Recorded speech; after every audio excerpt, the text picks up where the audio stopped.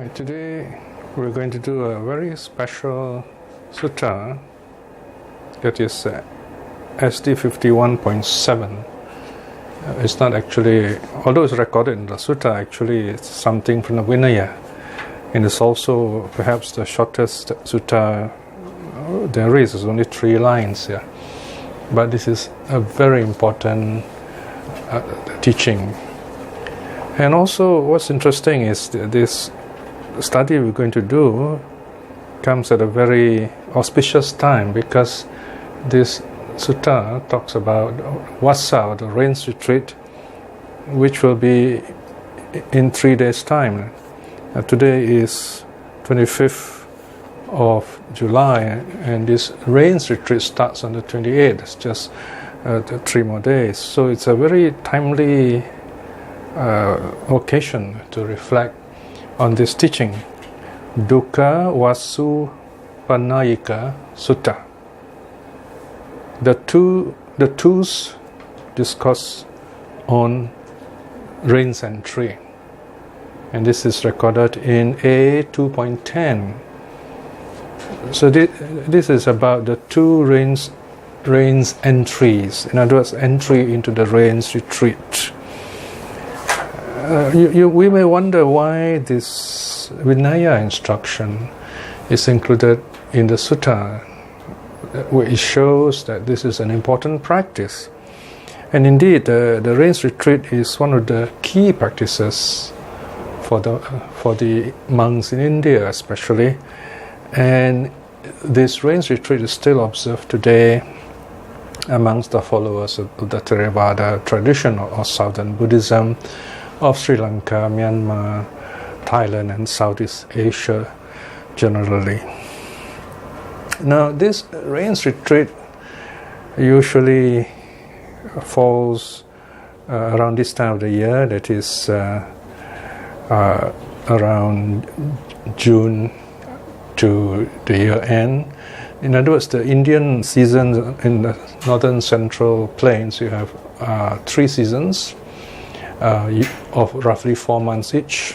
You have the cold season, and then the hot season, and then the rains, 3 months or 4 months of rains. And this is around June to October. Okay, so this is the time when the rains retreat also starts. In fact, this year, 2018, according to the Thai calendar, the rains retreat starts on the 28th, which is the full moon day, and it's called Salha Puja. So this is the day when the monks gathered together, and there were 1,250 arahats. They were all ordained by the Buddha. They are all full-fledged arahats, and they all gathered together in one place without any prior arrangement. And it was the full moon day of this month of Asalha. So because of this wonderful occasion, the Buddha gave them a special teaching. They're all arahats, so they do not have a special Vinaya like the later ones. So this was not Vassa yet, but this is the significance of Asaha Puja.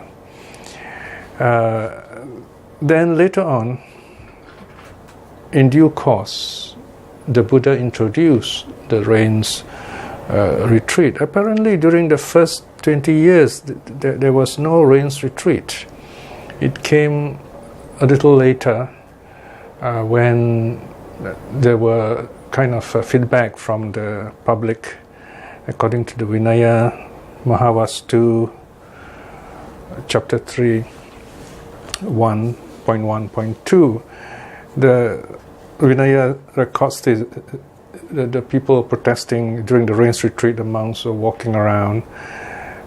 So it says, how can these recluses, sons of the Sakya, wander about during the cold season, hot season, and the rains, trampling down the crops and grasses, harming single facultated life, and destroying so many small creatures? So of course, once there is this kind of feedback from the public, the Buddha would introduce rules. So here again we see the Vinaya is closely related to the lay people. We can say that the Vinaya, in a sense, is a feedback. It's the Buddha's response to feedback from the lay people. So in this sense, the lay people should be aware of the Vinaya too, because there are some later Buddhists today who think that lay people should have nothing to do with the Vinaya. They should not even read the Vinaya. This is a very wrong attitude. It's a very dark attitude. It shows that these so-called priests have something to hide. They do not want the outsiders, so to speak, to know the rules they're supposed to follow. Then we wouldn't know whether they're keeping the rules or not. But here the Buddha clearly makes the rules so that the monastics will live worthy lives, so that they are worthy of the support of the lay people. They do not spoil the lay people, and the lay people do not distract them. So both sides can practice properly, in other words. So the Vinaya is important in that sense. The Vinaya is like this very strong and tough kernel of a coconut, if you like, and then the actual seed inside, the nut inside, is the Dhamma. So this coconut, as you know, when it falls from the tree, is able to float for miles, hundreds of miles even, and it lands somewhere on the coast, even on sand, is able to grow. So the Vinaya protects the Dhamma, and the Dhamma is able to spread and grow. So here the Buddha then introduced the rule telling the monks that they should observe the rains retreat. That is 3 months of the 3 out of the 4 months of the usual Indian season. So this year it begins on the 28th July and it ends on the 34th of October. So now this is where we can look at the sutta. It's a very short one. There's a lot of commentary here which you can read. The sutta says, Bhikshus, there are these 2 rains entries. What are the 2? The earlier and the later. These bhikshus are the 2 rains retreats. So here again, notice it's a very short statement. In other words, the Anguttara are full of short statements.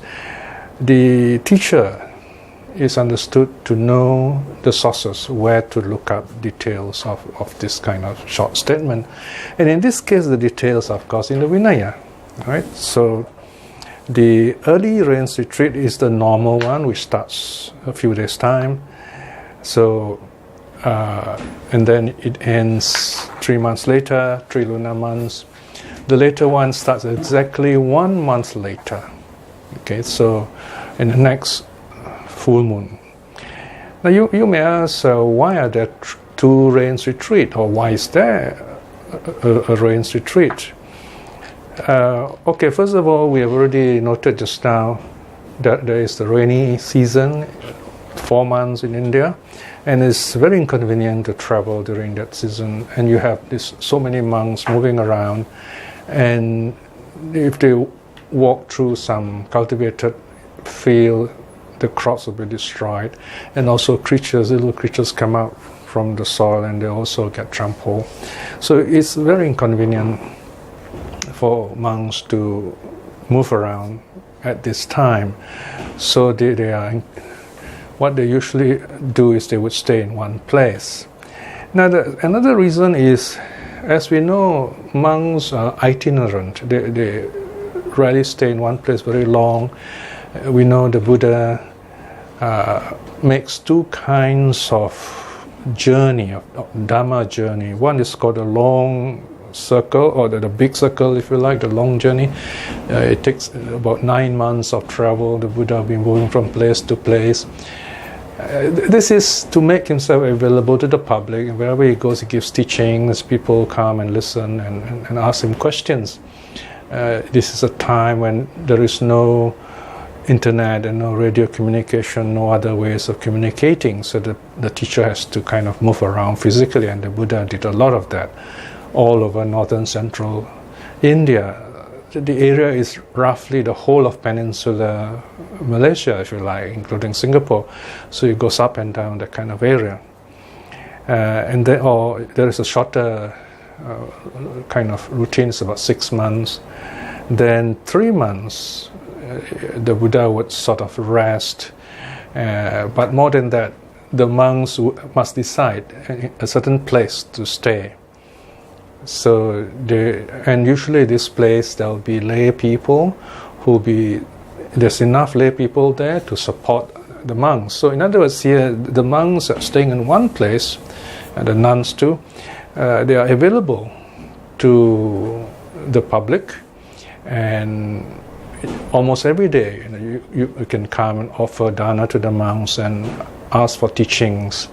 So these are the 3 months where the monks and the monastics will stay in one place. Usually there is an arrangement with a lay sponsor or a group of lay sponsors to support these monks. And the monks will still, of course, go on alms round. So what these monks will do is on the full moon day of Asaha, they will gather together in the main convocation hall, the Uposatha hall, and then this is how it was done in the monastery where I was. The deputy abbot or one of the officiating monks will announce and say, okay, from this day onwards we're going to observe this 3 months rains retreat. And the arrangement is this. This is the perimeter or the border of the monastery. So this is where the monastery is defined, right? So this is very interesting. The abbot the officiating monk will stand in the proper direction and say, okay, on the east side, this is the border, this road or this river, whatever it is, that is the eastern border, and then the southern border, then the western border, and then the northern border. So this is the area in which the monastic or the monk should sleep, should rest. In other words, in the 3 months he is supposed to be domiciled there. And of course, if there are urgent matters to be attended to, a serious matter that someone's passed away and so on, a monk can take leave up to 7 days at the most without breaking the rains retreat. So in other words, the rains retreat means you have to stay in one place, no traveling, unless it's a very special reason and leave is taken. And it is it's a communal thing. It's a group of monks staying together. And then at the end of the rains retreat, there is the rope making season. It's 1 month after the rains retreat is the rope making season, when the monks would gather together and make ropes. And the monks are supposed to be good in making ropes too. And this is a time also the lay people would offer ropes to the monks. So you have this kind of arrangement when the Sangha kind of became bigger and became more organized. And if for any reason the monastics are not able to start their retreat on the usual Asaha Puja day, they, for any kind of reason, maybe they're traveling or they have to attend to some important matters, they can start 1 month later. But that also means they will finish 1 month later, but it is still within the rainy season. So the rains, in other words, is a time when the monks are available to a certain group of people in a certain part of the country. And this happens all over, say, northern and central India. So you find the monks are always there present, and the people are able to communicate and talk to them. So that is this reflection on the two kinds of rains retreat.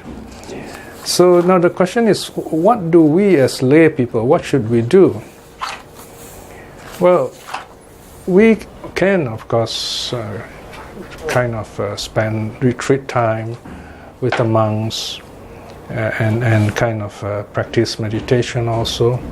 And of course, if you are staying with the monks, it would be proper also we perform certain duties in a monastery besides, unless the monks tell us, like you're supposed to meditate and don't do other duties, just keep to your routine of meditation. So you might attain certain levels, even level stream winning or higher in your practice. Or if you choose to, you can do meditation as well as help around in the monastery. So there are different arrangements, in other words. So basically, this is a very good time to go for retreats, to meditate, to listen to sutta teachings, and so on. And this is for this 3-month period. So basically, that's about it, I think. I don't think I've missed out anything else.